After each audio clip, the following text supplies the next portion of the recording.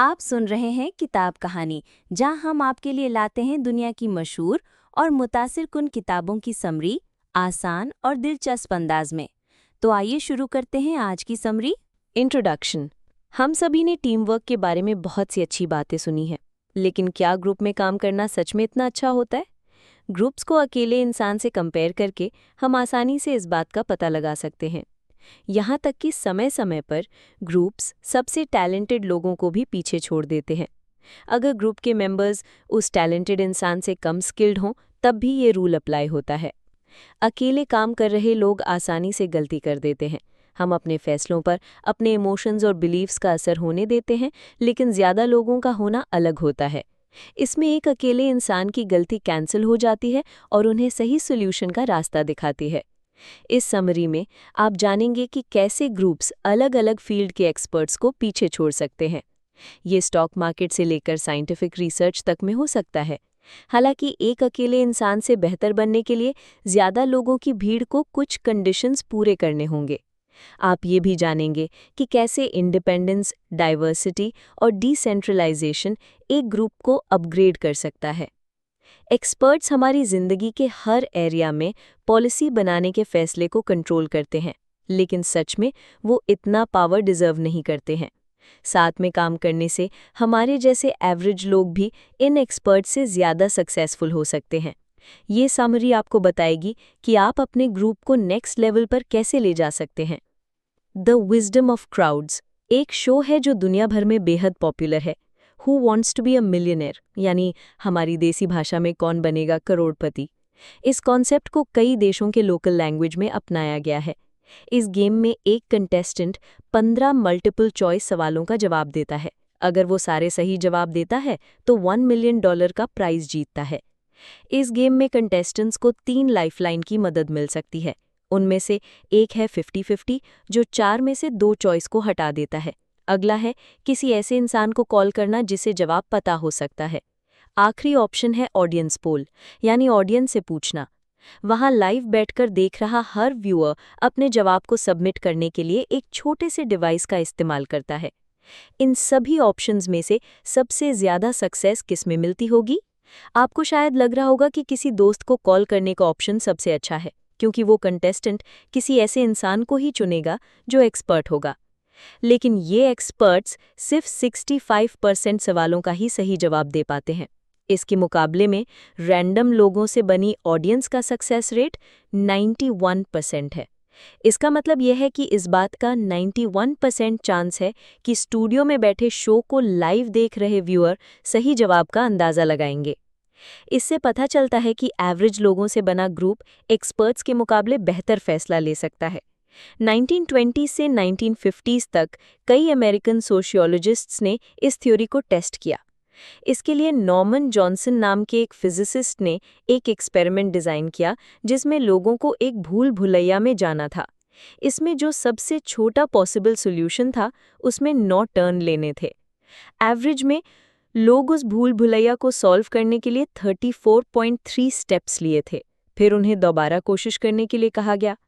इस बार average solution 12.8 turn था। Next, Johnson ने हर टर्न पर हर इंसान ने क्या डिसीजन लिया था उसे कलेक्ट किया। उन्होंने हर टर्निंग पॉइंट के लिए एक ग्रुप डिसीजन निकालने के लिए उसका एवरेज निकाला। ऐसा करने से उन्होंने पाया कि ग्रुप के सॉल्यूशन ने उस भूल भुलैया को सिर्फ 9 स्टेप्स में पूरा कर लिया था।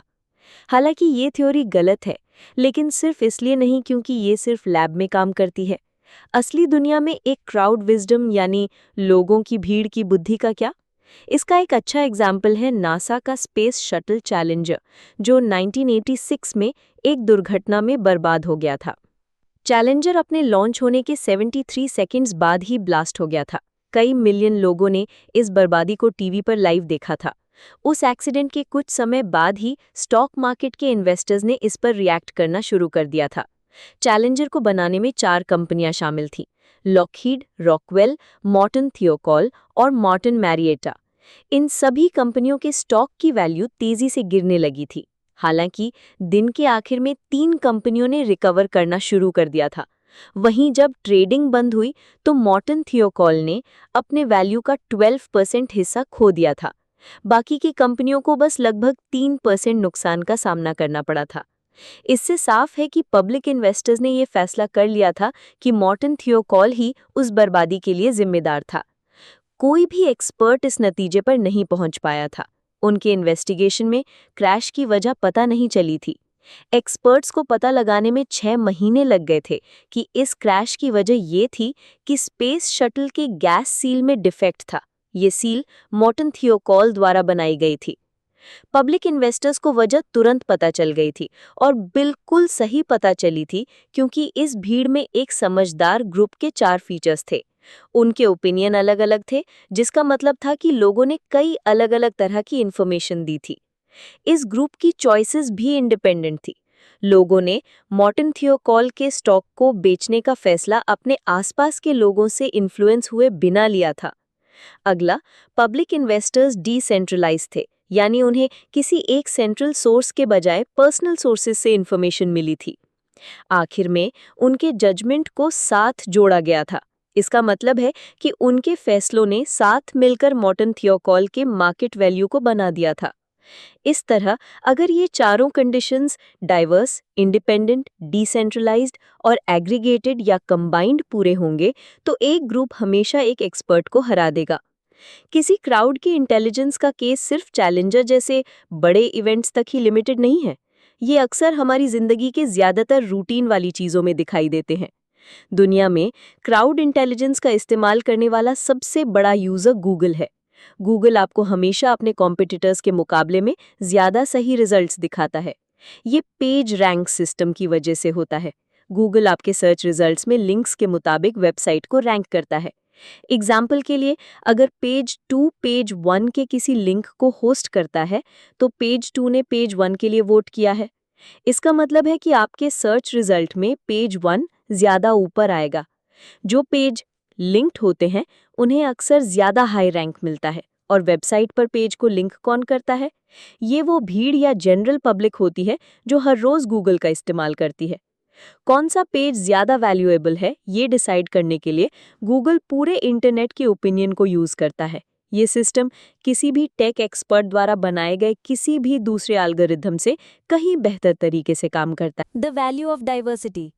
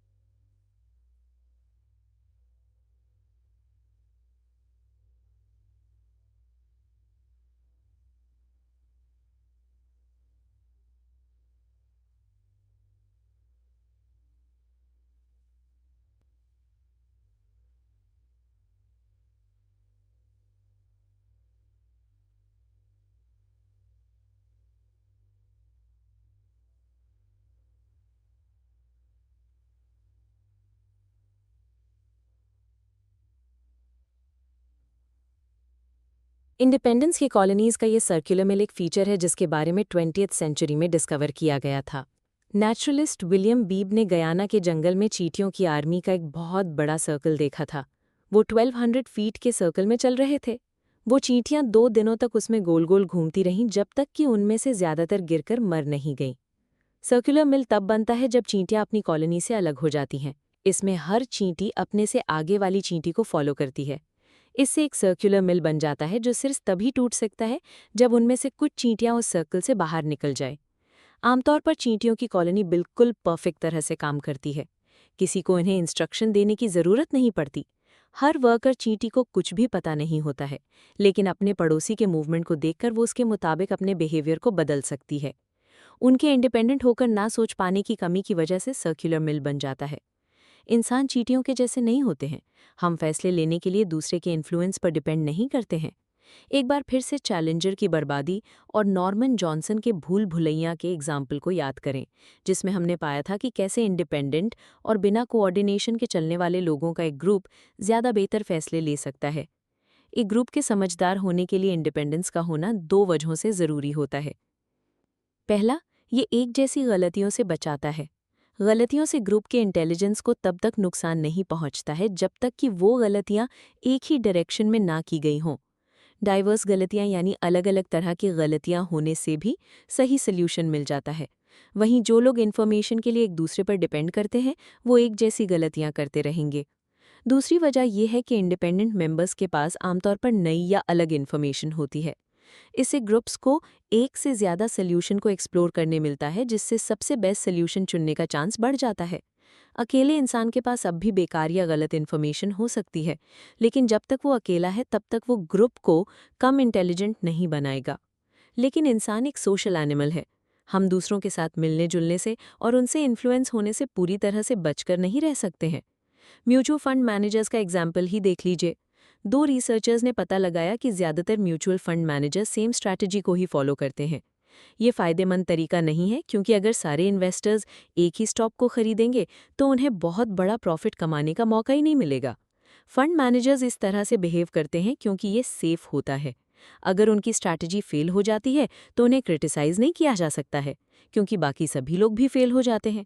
लेकिन ये बिहेवियर एक अकेले इंसान को मिलने वाले सभी कॉम्पिटिटिव फ़ायदों को ख़त्म कर देता है।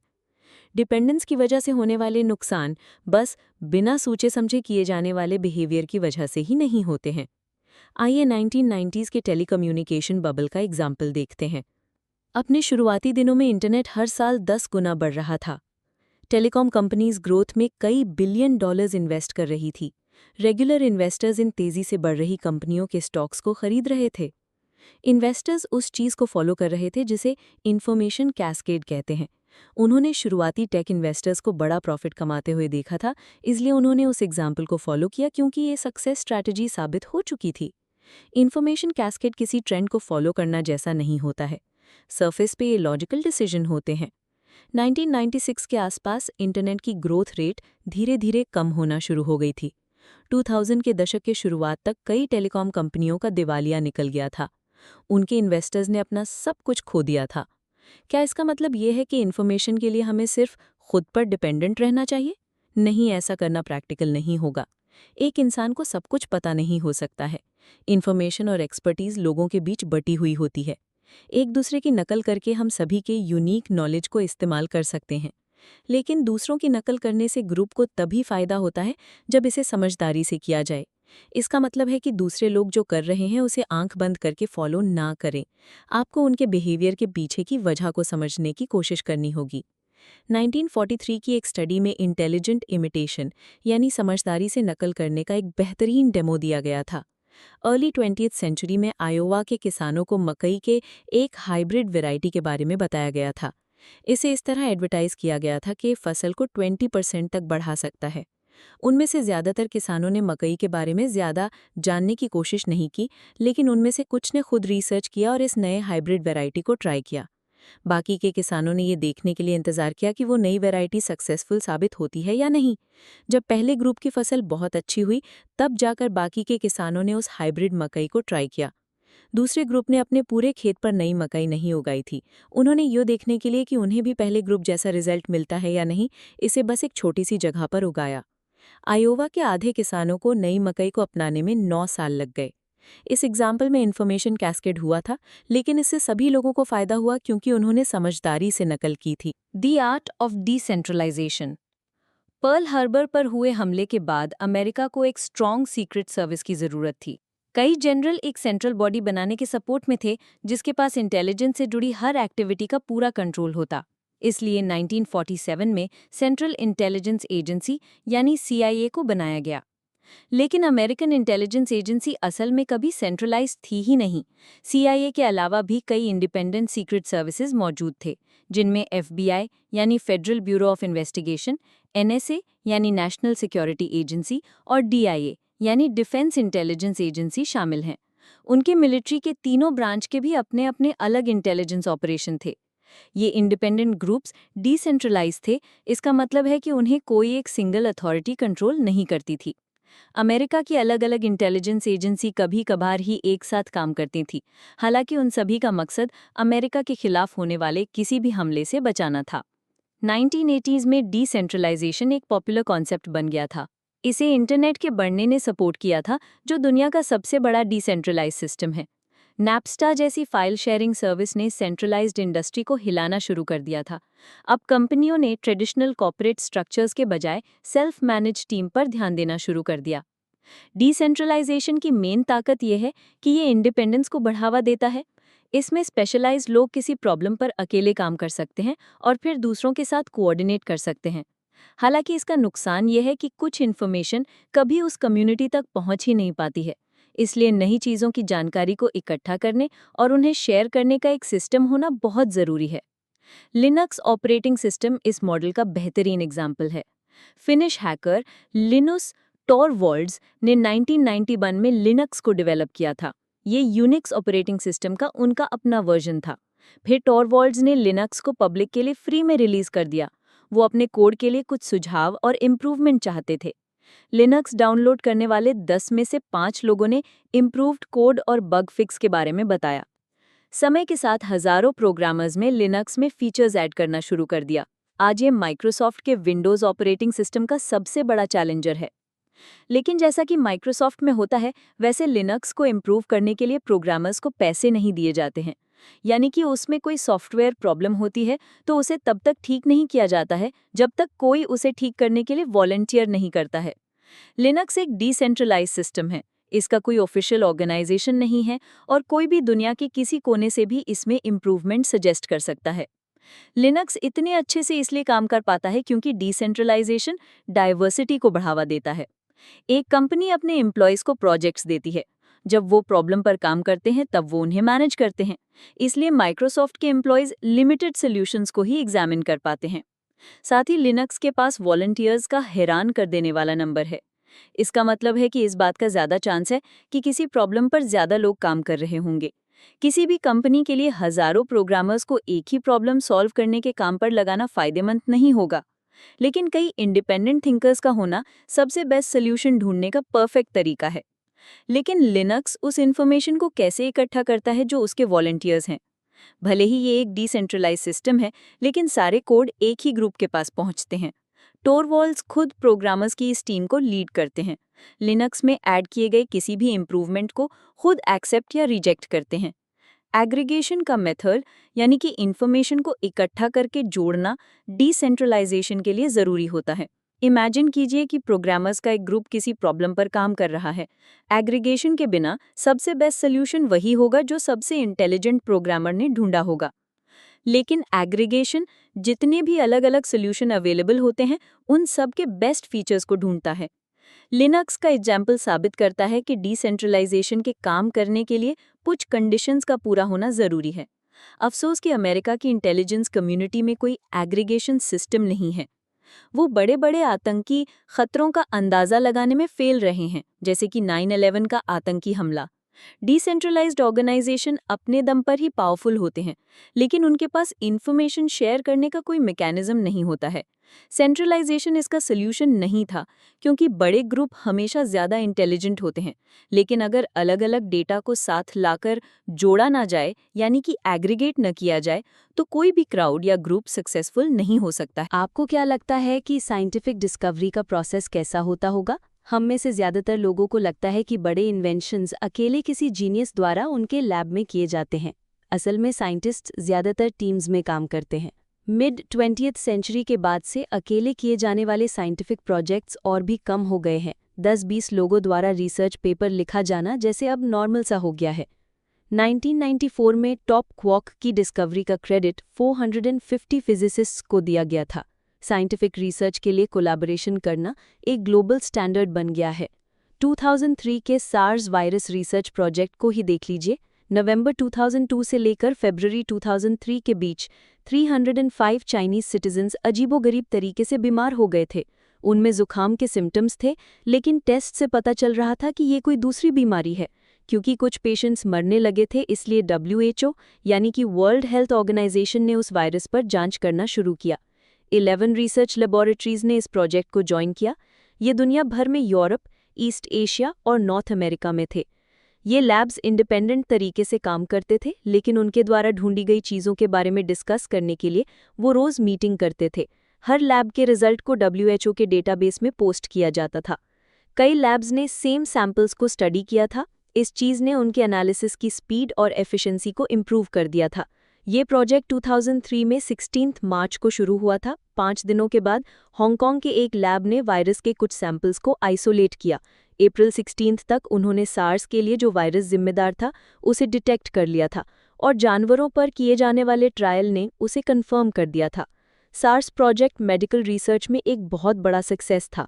जो लैब्स अकेले काम करते हैं, उन्हें नए वायरस को पहचानने और आइसोलेट करने में महीनों या कभी-कभी सालों का वक्त लग जाता है, लेकिन 2003 में इन 11 लैब्स ने इस चैलेंज को सिर्फ 1 महीने में पूरा कर दिया था। इंटरेस्टिंग बात यह है कि इन लैब्स के कोलैबोरेशन का इंचार्ज कोई नहीं था। भले ही WHO ने इस प्रोजेक्ट को ऑर्गेनाइज किया था, लेकिन उन्होंने लैब्स को इंस्ट्रक्शन नहीं दिए थे। उन्होंने इंडिपेंडेंट तरीके से खुद को ऑर्गेनाइज किया था। इसका नतीजा ये हुआ कि लैब्स ने काम को अपने बीच बांटने का सबसे एफिशिएंट तरीका ढूंढा। ये एग्जाम्पल दिखाता है कि साइंटिस्ट्स एक दूसरे के साथ कोलैबोरेट क्यों करते हैं।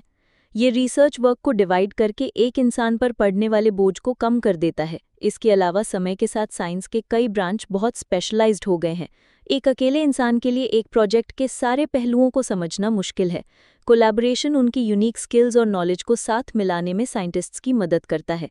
जॉइंट प्रोजेक्ट्स के ज़्यादा सक्सेसफुल होने के भी चांसेस होते हैं, क्योंकि वो रिसर्च टीम की डाइवर्सिटी को बढ़ा देता है। अलग अलग नज़रिया होने का मतलब है ज़्यादा से ज़्यादा नए आइडियाज़ को टेस्ट किया जाएगा। सार्स के केस में हर लैब के पास शुरुआत में यूनिक थ्योरी थी। ज़्यादा ग्रुप्स होने से इस बात के चांसेस बढ़ गए थे कि उनमें से कोई एक वायरस को डिटेक्ट कर लेगा। गहराई में जाने से हमें पता चलता है कि दूसरों के साथ कोलैबोरेट करना ही सक्सेसफुल होने का रास्ता है। 1996 में की गई एक स्टडी में पता चला कि जिन रिसर्चर्स ने सबसे ज़्यादा डिस्कवरीज की हैं, वे अक्सर कोलैबोरेट करते रहे हैं। साइंटिस्ट्स नए इन्वेंशन के पीछे इसलिए नहीं भागते हैं क्योंकि उन्हें सोसाइटी की परवाह है। आमतौर पर उन्हें सबसे ज़्यादा चिंता इस बात की रहती है कि उनके द्वारा की गई खोज के लिए उन्हें पहचान मिले। लेकिन इस सेल्फिश बिहेवियर से अल्टीमेटली हमें ही फ़ायदा होता है। पहचान पाने के लिए एक रिसर्चर को अपना काम पब्लिकली पब्लिश करना होता है। हर नया प्रोजेक्ट साइंटिफिक कम्युनिटी को पहले से ज़्यादा स्मार्ट बना देता है। बिल्कुल सार्स के टीम के तरह ही साइंटिफिक रिसर्च सेंटर्स आमतौर पर डिसेंट्रलाइज्ड होती हैं। एग्जाम्पल के लिए मैनहट्टन प्रोजेक्ट जैसे गवर्नमेंट के सक्सेसफुल रिसर्च प्रोग्राम मौजूद हैं, हालांकि साइंटिस्ट्स को आमतौर पर इसके लिए डायरेक्शन नहीं दिए जाते हैं। तो साइंस में एग्रीगेशन का सिस्टम क्या है? साइंटिफिक कम्युनिटी नए पब्लिश किए गए रिसर्च को पढ़ती है और फिर फैसला करती है कि उसका इस्तेमाल कैसे करना चाहिए। हालांकि ये साइंस की डिसेंट्रलाइज्ड स्ट्रक्चर का एक नुकसान को सामने लाता है। ज़्यादातर पब्लिश किए गए रिसर्च को कभी-कभार ही पढ़ा जाता है। सबसे ज़्यादा उन्हीं कामों को देखा जाता है जिसे जाने-माने साइंटिस्ट्स ने पब्लिश किया होता है। जब फेमस साइंटिस्ट्स टीम में काम करते हैं तो ज़्यादातर क्रेडिट उन्हीं को मिलता है। साइंटिफिक कम्युनिटी एक इंटेलिजेंट क्राउड की तरह काम करती है, लेकिन वो अपने पूरे पोटेंशियल का इस्तेमाल नहीं कर रहे हैं। इस प्रॉब्लम को फिक्स करने के लिए ज़्यादा से ज़्यादा कोलैबोरेशन किया जाना चाहिए। कमिटीज, ज्यूरीज और टीम्स।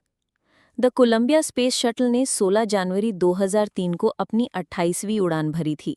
जब वो एटमॉस्फेयर में पहुंचा, तब कोलंबिया के फ्यूल टैंक से एक बड़ा सा फोम का टुकड़ा टूटकर निकल गया।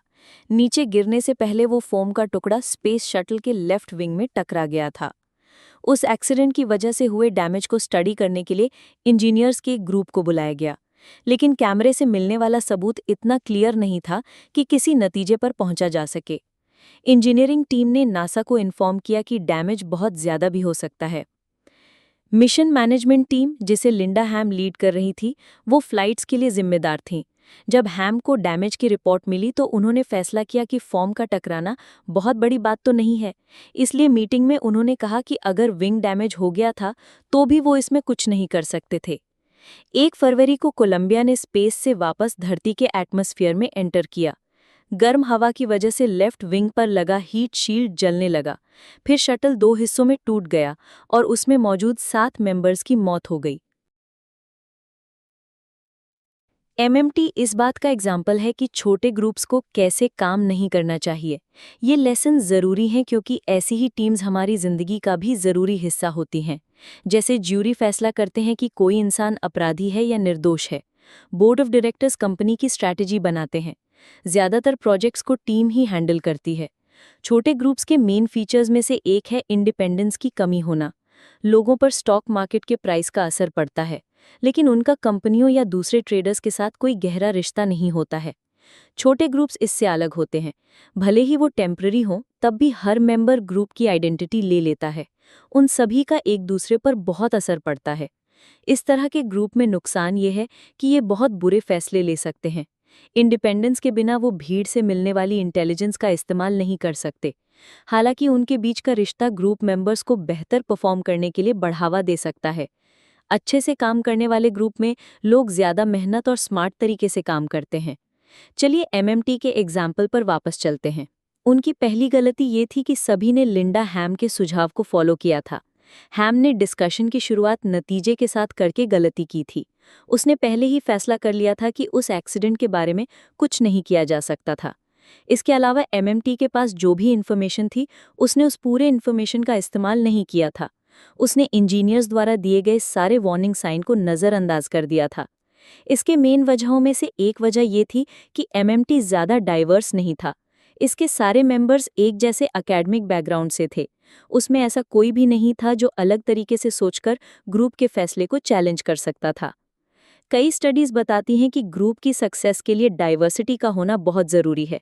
जिस ज्यूरी में ऐसे लोग होते हैं जो हर बात पर एक दूसरे से सहमत नहीं होते, वैसी ज्यूरी ज़्यादा सोच समझकर फैसले लेती है। इस केस में ज़रूरी नहीं है कि माइनॉरिटी का ओपिनियन इंटेलिजेंट या अनबायस्ड हो। ये ग्रुप में मौजूद होकर ही ग्रुप को पहले से ज़्यादा स्मार्ट बना देते हैं।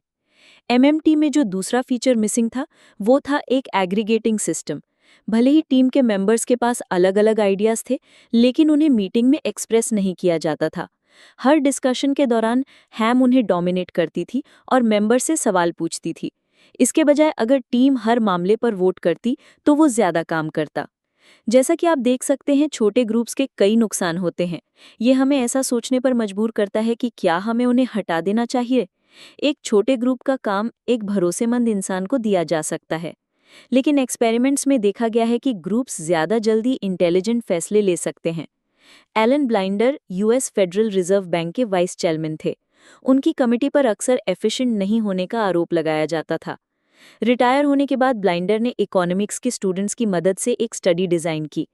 उन्होंने उनसे सेंट्रल बैंक का रोल निभाने के लिए कहा। बेरोजगारी और महंगाई के हिसाब से उन स्टूडेंट्स को इंटरेस्ट रेट को बढ़ाना या घटाना पड़ता था। एवरेज में ग्रुप्स ने अकेले इंसान के मुकाबले बेहतर फैसले लिए थे। साथ ही ब्लाइंडर ने पाया कि ग्रुप के सक्सेस सबसे ज़्यादा स्मार्ट इंसान से भी ज़्यादा थी। इसलिए एक इंटेलिजेंट इकोनॉमिस्ट की परफॉर्मेंस एक ग्रुप में रहने से इम्प्रूव हो जाती है। ये हमें बताता है कि कई केसेस में ग्रुप के फैसले ज़्यादा वैल्यूएबल होते हैं। हालांकि ग्रुप के बेहतर तरीके से काम करने के लिए कुछ कंडीशंस का पूरा होना भी ज़रूरी है। द कंपनी कॉरपोरेशंस प्रोडक्ट्स या सर्विसेज देने के लिए लोगों के बड़े ग्रुप्स को ऑर्गेनाइज करते हैं। उनके टारगेट तक पहुंचने में लगने वाले खर्चे को कम करने के लिए उन्हें एफिशिएंट तरीके से डिज़ाइन भी किया जाना चाहिए। लेकिन इन फैक्टर्स के अलावा भी एक कंपनी कैसे काम कर सकती है, इसकी कोई लिमिट नहीं है। हालांकि शुरुआती 20वीं सेंचुरी में एक कंपनी का स्ट्रक्चर क्लियर तरीके से डिफाइन होता था। पहला, उसे ऐसा डिज़ाइन किया जाता था ताकि कॉरपोरेशन उसके सेल्स के प्रोसेस के हर स्टेप को कंट्रोल कर सके। एग्जाम्पल के लिए, फोर्ड मैन्युफैक्चरिंग में इस्तेमाल होने वाले आयरन ओर और सैंड की माइनिंग को कंट्रोल करता था। अगला, एक कॉरपोरेशन को हायरार्की के मुताबिक बनाया जाता था। इसका मतलब है कि एम्प्लॉयज़ के बीच एक रैंकिंग सिस्टम होता था। मैनेजमेंट में जो लोग ऊपर के लेवल पर होते थे, उनके ऊपर अपने से नीचे लेवल वालों की जिम्मेदारी होती थी। ज़्यादा कॉम्प्लेक्स प्रॉब्लम को हाई लेवल पर भेज दिया जाता था।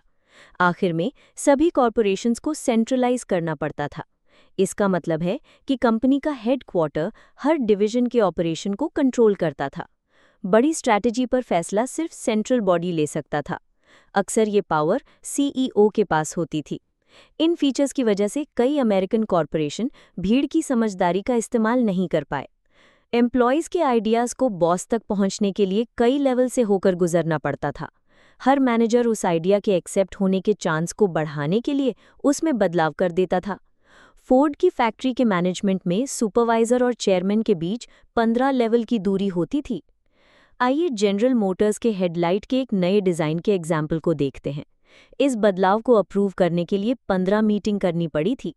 इनमें से 5 मीटिंग में सीईओ बैठे थे। भले ही ये कंपनी डिस्कस करने को बढ़ावा देती हो, फिर भी ये बहुत ज़्यादा इनएफिशिएंट था। एक कॉरपोरेशन में ग्रुप की इंटेलिजेंस का इस्तेमाल करने के लिए उसके एम्प्लॉयज़ को इंडिपेंडेंटली काम करना होगा। हालांकि कॉरपोरेट इंसेंटिव सिस्टम आमतौर पर ऐसे बिहेवियर को बढ़ावा नहीं देते हैं। एग्जाम्पल के लिए, जूनियर एम्प्लॉयज़ प्रमोट होना चाहते हैं, लेकिन अपने बॉस के खिलाफ जाकर वो ऐसा नहीं कर सकते हैं। इसलिए वो एम्प्लॉयज़ बजट के आ रही दिक्कतें और प्रोडक्ट के फेल हो जाने जैसे बुरे इन्फॉर्मेशन को छुपाते हैं। इंटेलिजेंस के बावजूद भी कोई भी ईमानदारी से मिलने वाले इन्फॉर्मेशन के बिना अच्छे फैसले नहीं ले सकता है। लेकिन लगभग सारे कॉरपोरेट इंसेंटिव्स एम्प्लॉयज़ को बेईमान बनने के लिए बढ़ावा देते हैं। आइए एम्प्लॉयज़ को दिए जाने वाले बोनस के एग्जाम्पल को देखें। डोनाल्ड रॉय नाम के एक सोशियोलॉजिस्ट 1950s के दौरान एक मशीन शॉप में काम करते थे। वहाँ वर्कर्स को उनके प्रोडक्शन रेट के मुताबिक पैसे दिए जाते थे। जब वो किसी स्पेसिफिक टारगेट को पूरा कर लेते थे, तब उन्हें मशीन के हर पार्ट के लिए ज़्यादा पैसे दिए जाते थे। हालांकि वर्कर्स बहुत एफिशिएंट तरीके से काम नहीं करना चाहते थे, क्योंकि तब मैनेजमेंट टारगेट को बढ़ा देती थी। इसका नतीजा ये होता था कि वर्कर्स जितना हो सके उतनी ज़्यादा मेहनत करने पर फोकस नहीं करते थे। इसके बजाय वो अपने काम को कम करते हुए बोनस को बढ़ाने पर फोकस करते थे। जब आप मैनेजर्स को एक टारगेट तक पहुंचने के लिए कहते हैं, तो उनका बिहेवियर और भी ज़्यादा खराब हो जाता है। पहला, मैनेजर कम से कम टारगेट सेट करने की कोशिश करेगा।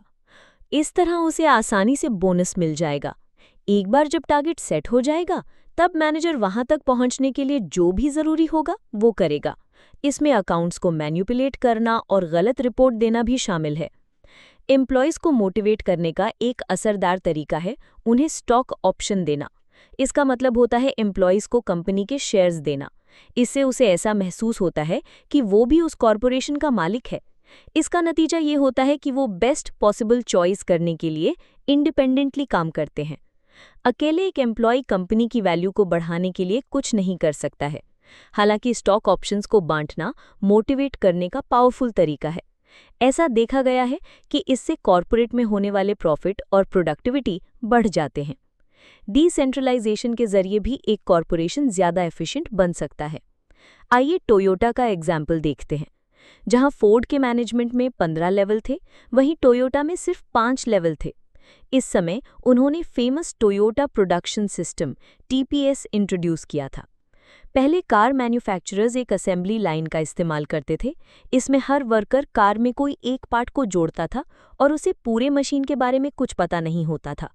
TPS का फोकस उसके वर्कर्स को ज़्यादा स्किल सिखाना था। उन्हें प्रोडक्शन के प्रोसेस का हर स्टेप समझना होता था। TPS ने मैकेनिक्स की टीम बनाई जो कार को एक साथ मिलकर बनाते थे। हर टीम अपनी खुद की प्रोडक्शन टेक्निक डेवलप कर सकती थी। इसका नतीजा ये हुआ कि टोयोटा की मैन्युफैक्चरिंग फैसिलिटी उसके कंपेटिटर्स के मुकाबले में ज़्यादा एफिशिएंट हो गई थी। ग्रुप इंटेलिजेंस को इस्तेमाल करने के लिए कॉरपोरेशंस को सीईओ के इन्फ्लुएंस को कम करना होगा। 20th सेंचुरी ऐसे कई सीईओ से भरी हुई थी जिनकी वजह से उनकी कंपनियां कंगाल हो गई थी। ऐसा इसलिए नहीं हुआ क्योंकि वो बुरे लीडर थे, बल्कि इसलिए क्योंकि अकेला इंसान हमेशा सही नहीं हो सकता है। जब एक ही इंसान सारे फैसले ले रहा होता है तो उस कंपनी का फेल होना तय है। इसके बजाय कंपनियों को अपने एम्प्लॉयज़ के इनपुट को एग्रीगेट यानी इकट्ठा करने का मकसद रखना चाहिए। ह्यूलेट पैकर्ड ने लेट 1990s में इसे टेस्ट किया था। अपने प्रिंटर्स के सेल्स का कैजुअली अंदाज़ा लगाने के लिए उन्होंने अलग-अलग डिवीजन के एम्प्लॉयज़ को बुलाया। उस समय 75% ऐसा हुआ कि इस ग्रुप का लगाया गया अंदाज़ा कंपनी के ऑफिशियल फोरकास्ट से बेहतर था। अगर आपको ये समरी पसंद आई हो तो वीडियो को लाइक करें, शेयर करें और चैनल को सब्सक्राइब करना ना भूलें ताकि आपको हर नई वीडियो की बरवक्त इत्तला मिलती रहे। आप नीचे कमेंट्स में हमें ये भी बता सकते हैं कि अगली वीडियो में आप किस किताब की समरी सुनना चाहते हैं। इल्म बांटिए, सोच बदलिए। अगली वीडियो तक के लिए इजाज़त दीजिए।